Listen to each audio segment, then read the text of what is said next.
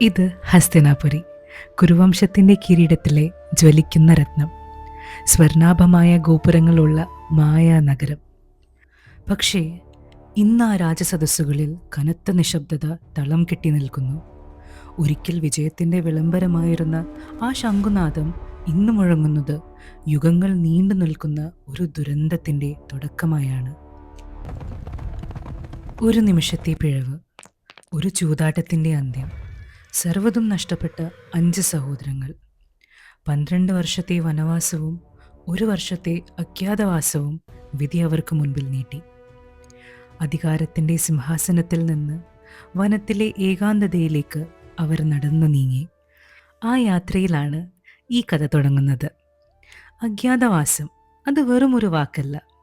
വേഷം മാറി വിരാട്ട മഹാരാജാവിൻ്റെ കൊട്ടാരത്തിൽ അവർ അഭയം തേടി. ആൾക്കൂട്ടത്തിനിടയിൽ ആരും തിരിച്ചറിയാത്ത വെറും സാധാരണക്കാരായി. ഇതിൽ അതിശക്തിമാനായ വായുപുത്രൻ ഭീമസേനൻ തൻ്റെ ഗദ ഉപേക്ഷിച്ച് വേഷം മാറി ഭല്ലവൻ എന്ന പാചകക്കാരനായി. അങ്ങനെ മാസങ്ങൾ കടന്നുപോയി. ഒരിക്കൽ കണ്ണുകളിൽ കത്തുന്ന അഗ്നിയും വാക്കുകളിൽ ശാപത്തിൻ്റെ മൂർച്ചയുമുള്ള ദുർവാസ മഹർഷി. ഹസ്തിനാപുരിയിൽ പോലും വിറപ്പിച്ച ആ ക്രോധം ഇന്ന് വിരാട്ടപുരിയുടെ പടിവാതിൽക്കൽ എത്തിയിരുന്നു. രാജാവിൻ്റെ ആജ്ഞ മുഴങ്ങി. ഈ അസമയത്തെത്തിയ അതിഥികൾക്ക് ഏറ്റവും വിശിഷ്ടമായ ഭോജനം നൽകണം. ഒരൽപ്പം പോലും വൈകാൻ പാടില്ല. രാജകൽപ്പന അടുക്കളയിലെ വല്ലവൻ്റെ മുന്നിലെത്തി. പക്ഷേ സമയം അതിക്രമിച്ചിരുന്നു. പകൽ വെളിച്ചം മാഞ്ഞു തുടങ്ങുന്നു. ആ സായാഹ്നത്തിൽ അടുക്കളയിലെ മൺപാത്രങ്ങൾ കാലിയായിരുന്നു. ഒന്നുമില്ല. ആകെ ബാക്കിയുള്ളത് വെറും ഒരു കറിക്ക് പോലും തികയാത്ത ഏതാനും കഷ്ണങ്ങൾ മാത്രം. വിധി ഭല്ലവനെ നോക്കി ചിരിച്ചു. ലോകത്തെ വെറുപ്പിച്ച ഗദാധാരി ഇന്ന് വെറും ഒരു പാചകശാലയിൽ തോറ്റുപോകുമെന്ന അവസ്ഥ. ഒന്നെങ്കിൽ ഒരു അത്ഭുതം സംഭവിക്കണം, അല്ലെങ്കിൽ വിരാട്ടപുരിയുടെ മേൽ ദുർവാസാവിൻ്റെ ശാപം പതിക്കും. ഭീമൻ തൻ്റെ കണ്ണുകൾ അടച്ചു. ഒരു നിമിഷം. ആ നിശബ്ദതയിൽ ഒരു പുതിയ യുദ്ധതന്ത്രം പിറക്കുകയായിരുന്നു. കൺ തുറന്ന ഉടനെ അപൂർണമായ കഷ്ണങ്ങളെ സ്നേഹത്തോടെ കഴുകി വൃത്തിയാക്കി ഒരു യുദ്ധത്തിനുള്ള തയ്യാറെടുപ്പ് പോലെ ഭല്ലവൻ തൻ്റെ പാചകശാലയെ ഒരുക്കി. ഒറ്റയ്ക്കായ ഭല്ലവൻ്റെ സഹായത്തിന് ആ 16 പോരാളികളെത്തി. ഇതാ ഭല്ലവൻ്റെ സൈന്യം.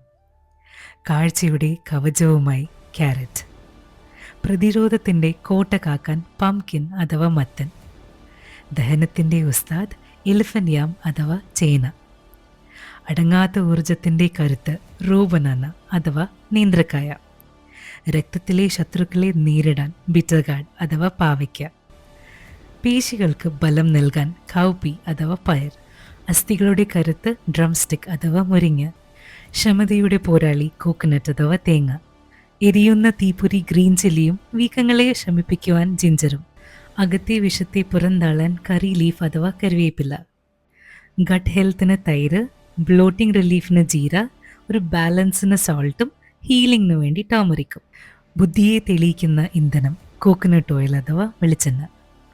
അവർ തയ്യാറാണ്. ഭല്ലവൻ്റെ ചരിത്രപ്രസിദ്ധമായ ആയുധമില്ല യുദ്ധത്തിനു വേണ്ടി. ഇവിടെ ഒരു ഇതിഹാസം ജനിക്കാൻ പോകുന്നു. അദ്ദേഹം ആ കഷ്ണങ്ങളെ എടുത്ത് ജാമിതീയമായ കൃത്യതയോടെ മുറിച്ചു. പാരലൽ ലൈൻസ് പോലെ ഒരേ പാകത്തിൽ. ഇവിടെയാണ് ആ ഗണിതശാസ്ത്രം തുടങ്ങുന്നത്. കഷ്ണങ്ങളെല്ലാം മുറിച്ച ശേഷം തേങ്ങ അരപ്പ് തയ്യാറാക്കാൻ ചിരവി വെച്ച തേങ്ങയിൽ എരിവിനനുസരിച്ച് പച്ചമുളകും ഒരു കുഞ്ഞു കഷ്ണം ഇഞ്ചിയും അല്പം ജീരകവും 1/2 കപ്പ് തൈരും കൂട്ടി അരച്ചെടുത്തു. ചിതറിക്കിടക്കുന്ന ഭാഗങ്ങളെ ഒരുമിച്ച് ചേർക്കുന്ന ഈ പ്രക്രിയ ഗണിതത്തിലെ ഇൻ്റഗ്രേഷൻ പോലെയാണ്. ഒന്നുമല്ലാത്ത ഭാഗങ്ങളെ കൂട്ടിയിണക്കി ഒരു വലിയ മൂല്യം സൃഷ്ടിക്കുന്ന വിദ്യ. സോ എല്ലാ കഷ്ണങ്ങളും ഒരു മൺചട്ടിയിലിട്ട് 1/2 ടീസ്പൂൺ ഓഫ് മഞ്ഞളും കുറച്ച് വെള്ളവും കറിവേപ്പിലയും ആവശ്യത്തിന് ഉപ്പും പാകി വേവിക്കാൻ വെക്കുക. തേങ്ങയുടെ മാധുര്യവും പച്ചമുളകിൻ്റെ എരിവും ഓരോന്നോരോന്നായി ചേരുമ്പോൾ അതൊരു ഇൻഫിനിറ്റ് സമ്മായി മാറും. അനന്തമായ രുചികൾ ഒന്നൊന്നായി അലിഞ്ഞു ചേരുന്ന അത്ഭുതം. ഒറ്റയ്ക്കൊറ്റയ്ക്ക് ഒന്നുമല്ലായിരുന്ന കഷ്ണങ്ങൾ ആ മൺകലത്തിൽ വെന്തുരുകി ഒന്നായി മാറി.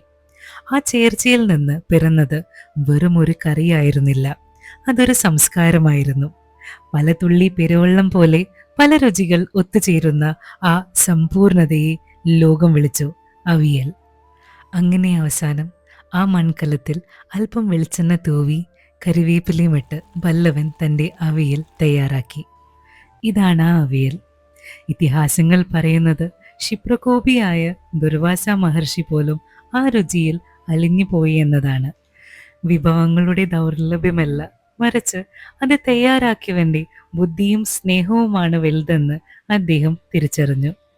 ശരിക്കും പറഞ്ഞാൽ ജീവിതവും ഒരു അവിയൽ പോലെയാണ്. പലപ്പോഴും നമ്മൾ തളർന്നു പോകും, കയ്യിൽ ഒന്നുമില്ലെന്നോർത്ത്. പക്ഷേ ഓർക്കുക, ഉള്ളതിനെ ബുദ്ധിയോടെ ചേർത്ത് വെക്കാൻ കഴിഞ്ഞാൽ ബാക്കി വന്ന കഷ്ണങ്ങളിൽ നിന്ന് നിങ്ങൾക്കും ഒരു ഇതിഹാസം സൃഷ്ടിക്കാം. Geometry in Clay Pot, Strength and Simplicity, Kerala in Every Bite. I am Athara and this is Pai and Paratha. See you soon.